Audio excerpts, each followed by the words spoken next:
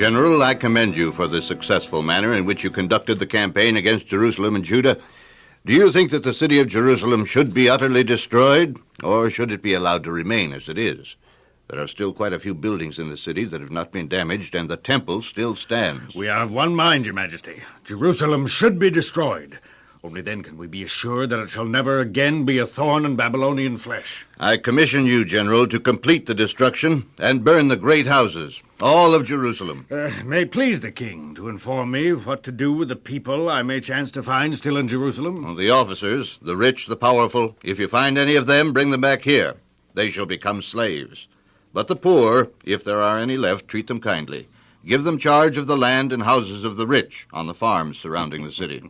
With pleasure, Your Majesty. There is one man left in Jerusalem, General, that I wish you would treat with special respect and consideration. Yes, Your Majesty. Jeremiah, the man we talked about. The one who for years has advised Judah and the people to surrender to us, remember? Indeed I do, Your Majesty. And he is still in Jerusalem, bound with chains in the prison near the royal palace. Loose him from prison, and see to it that no harm comes to him. Do unto him even as he shall say unto thee.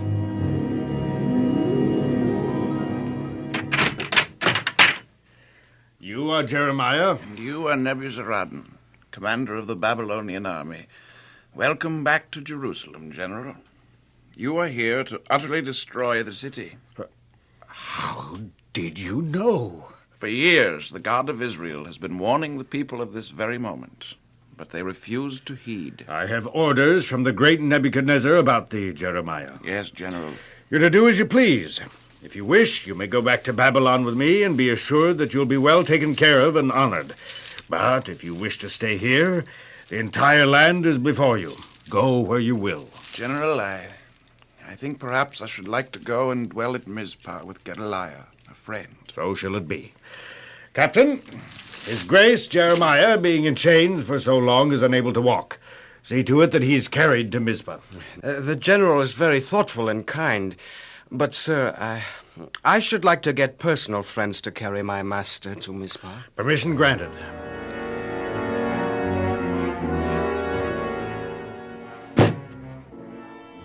Is everything out of the palace? And the gold and silver and precious things? Yes, sir. Set fire to it. No king of Judah will ever dwell in that palace again.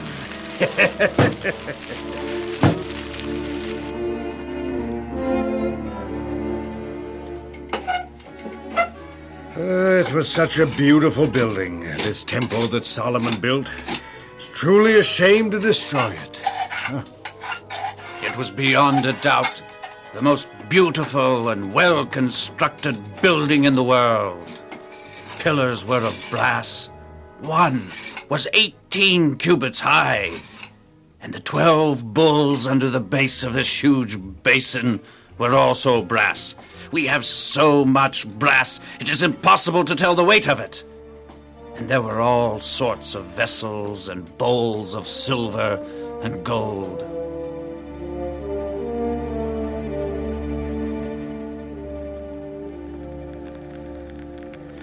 What is there yet to be done, Captain? Well, sir, I think all the important buildings and houses are set afire, including the temple.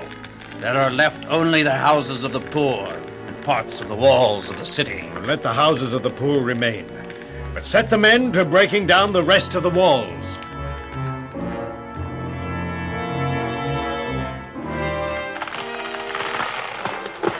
Lift that wall! Pull it out!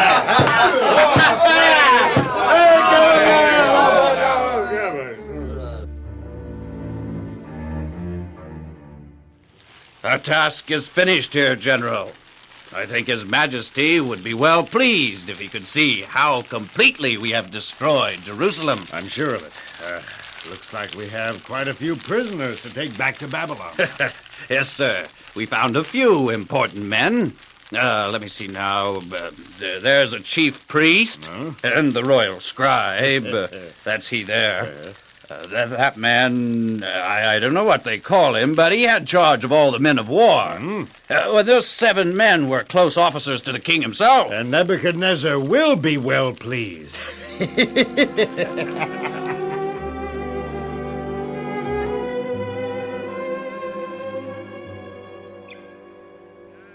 Oh, isn't this sight beautiful?